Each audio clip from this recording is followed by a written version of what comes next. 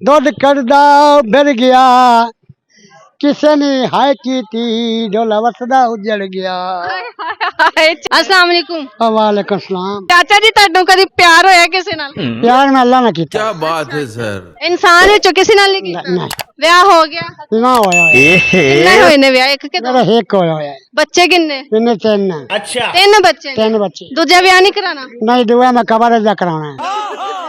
ਕਿੰਨਾ ਜਾ ਕੇ ਕਰਾਣਾ? ਕਬਰ ਚ ਕਬਰ ਵਿੱਚ? ਹਾਂਜੀ। ਉੱਥੇ ਕਿਹਨੂੰ ਤੇ ਕਿਹੜੀ ਤੁਹਾਨੂੰ ਲੱਭ ਜਾਣੀ ਹੈ? ਉਹ ਤੇ ਅੱਲਾ ਜਿਹੜਾ ਨਾ तू समझा। ਆਪੇ ਜੰਨਤ ਦੇ ਖਿਆਲ ਵਿੱਚ ਹੋ?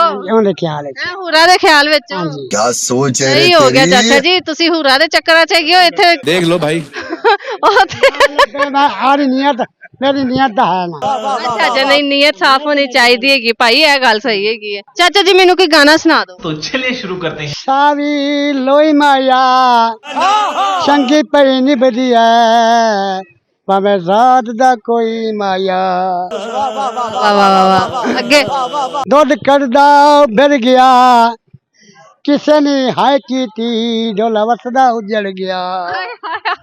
ਅੱਛਾ ਮੈਨੂੰ ਨਾ ਇੱਕ ਹੋਰ ਕੋਈ ਗਾਣਾ ਸੁਣਾ ਦਿਓ, ਟੱਪਾ ਸੁਣਾ ਦਿਓ ਕੋਈ ਅੱਛਾ ਜਿਹਾ ਮਜ਼ੇ ਦਾ।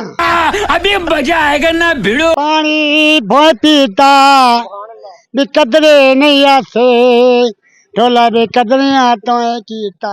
क्या बात है ਆ ਇਹ सर। ਢੋਲਾ ਗਲਤ ਹੀ ਕੀਤਾ ਤੂੰ, ਜਦੋਂ ਵੀ ਕੀਤਾ ਢੋਲੇ ਨੇ, ਜਦੋਂ ਵੀ ਕੀਤਾ ਗਲਤ ਹੀ ਕੀਤਾ। ਕੇ ਬੋਰ ਹੁੰਦੇ ਥੋੜਾ ਜਿਹਾ ਦੇ ਢਲਿਆ ਰੰਗ ਸੱਜਣਾ ਦੇ ਹੋਰ ਹੁੰਦੇ।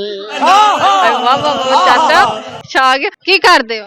ਮੈਂ ਜੀ ਪਾਪੜ ਵੇਚਣਾ। ਕਿੱਦਾਂ ਆਵਾਜ਼ ਲਾਉਂਦੇ ਹੋ? ਮੈਂ ਵਾਲਾਂ ਨਾਲ ਪਾਪੜ ਖਿਲਾ ਲਿਆ ਜੀ ਪਾਪੜ ਲੈ ਲੈ क्या बात है सर। ਲੈ ਲੈਂਦੇ ਨੇ ਲੋਕੀ? ਲੋਕੀ ਲੈ ਹੀ ਲੈਂਦੇ ਕਦੇ ਆਂਦੇ ਅੱਛਾ ਲੈ ਹੀ ਲੈਂਦੇ ਹੈਗੇ। ਲੈ ਹੀ ਲੈਂਦੇ। ਕਿੰਨਾ ਕੁ ਕਮਾ ਲੈਂਦੇ ਹੋ ਦਿਨ ਦਾ? ਮੈਂ ਜਦੋਂ 300 ਰੁਪਏ ਕਮਾਈ ਹੈ ਬਸ? ਸਾਰਾ ਮਰੀਦਾਂ 300 ਮਤ 400। ਅੱਛਾ ਅੱਛਾ 300 400 500। ਹਾਂ।